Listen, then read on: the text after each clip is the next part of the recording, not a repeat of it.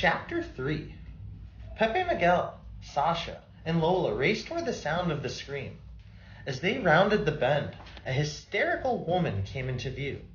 Dressed in jogging gear, she stood frozen, her arm outstretched toward a figure on the ground. "Senora, it's okay," Pepe Miguel called out, his voice as calm and steady as he could manage.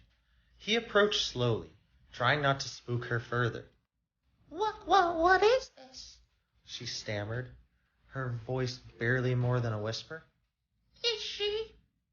She couldn't finish her sentence. Her horrified gaze locked onto the lifeless form. Pepe Miguel stepped closer, Sasha and Lola flanking him, their tails lowered.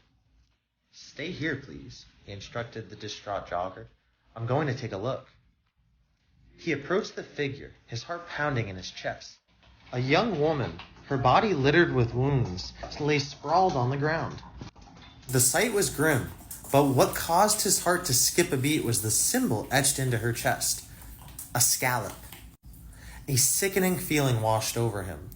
This wasn't a random act of violence. That symbol had been placed deliberately. He stared at it, his mind racing, but his training kicked in, pushing the panic aside.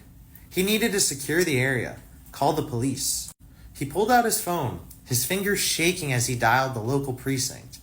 As he waited for them to pick up, he turned back to the jogger. "You did well to call for help. The police are on their way," he reassured her.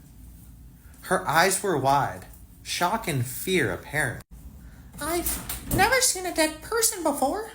It's so horrifying," she whimpered, the color draining from her face. Pepe Miguel, despite his own shock, gave her an emphatic look. "You're safe now. Just breathe.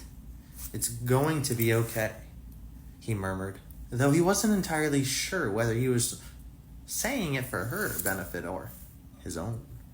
When he turned his gaze back to the body, the scallop image etched onto the woman's skin became seared into his memory. A symbol of pilgrimage and culture had been perverted into a symbol of terror. He felt a cold shiver of dread.